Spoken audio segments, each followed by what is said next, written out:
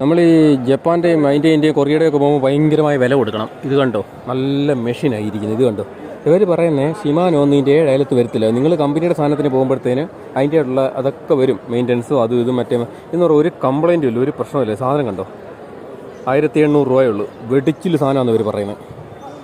നല്ല മാർക്കറ്റായി സാധനത്തിന്. ഇത് കണ്ടോ, നല്ല നല്ല നല്ല സാധനങ്ങൾ എല്ലാം 2000 രൂപയ്ക്ക് താഴെ. എല്ലാം 2000 രൂപയ്ക്ക് താഴെയുള്ളൂ ഈ സാധനം മുഴുവനും. പിടിച്ചിൽ വെക്കട സാധനങ്ങൾ, സൂപ്പർ സാധനങ്ങൾ.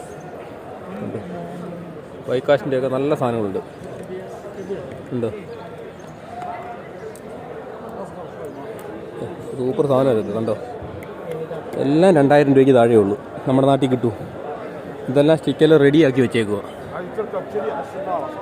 പിന്നെ അതുപോലെ കടകൾ അങ്ങോട്ട് കടക്കുക. ഇതെല്ലാം ചൂണ്ട, ഇതെല്ലാം സാധനങ്ങൾ വിൽക്കുന്ന കടകളാണ്. കണ്ടില്ലേ, ഭയങ്കര വേണ്ട മെഷീനൊക്കെ കണ്ടോ, ഇടുക്കാച്ചി മെഷീനാണ് കണ്ടോ. ഓ, ഇടിച്ചിൽ മെഷീൻ, സൂപ്പർ സൂപ്പർ. ഇതെല്ലാം 2500 3000-നകത്ത് വരും. ആ കണ്ടതല്ല, ആ കണ്ട മെഷീൻ.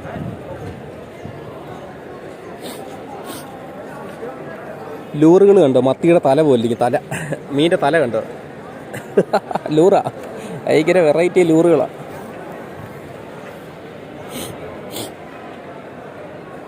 കിണ്ണം കാച്ചിയ ലൂറുകളുണ്ട്. എല്ലാം ലൂറുകളാണ് കേട്ടോ, വെടിച്ചിലെ ലൂറുകളാണ്. ഒക്കെ കണ്ടോ.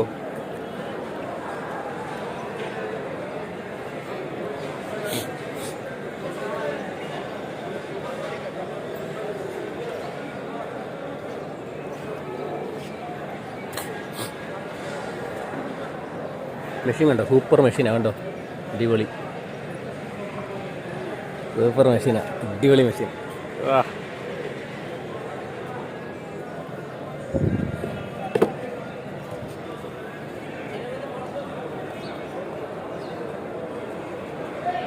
ഇനി അങ്ങോട്ടുണ്ട്. കണ്ടു കഴിഞ്ഞാൽ കണ്ണ് മഞ്ഞളിച്ച് പോകും. അതുപോലെ ചൂണ്ടയും സാധനങ്ങളും വെറൈറ്റി ഐറ്റംസുകളാണ്. നമ്മുടെ ഇറക്കൻ്റെ കട ഇവിടെ ഉണ്ട്.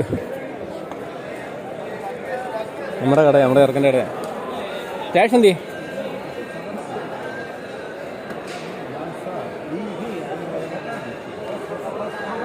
ക്യാഷേ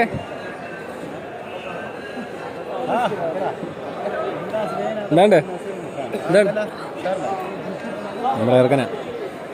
നമ്മൾ ഇവിടുന്ന് ആ സാധനങ്ങളൊക്കെ ചെറുക്കൻ്റെ നിന്നാണ് മേടിക്കുന്നത്. എല്ലാം വരുത്തി തരുവാണ്. എന്താണ്ട് പിന്നെ വിശേഷം? വിളിയും പറച്ചിലും ഒന്നും ഇല്ലല്ലോ, മറന്നല്ലേ?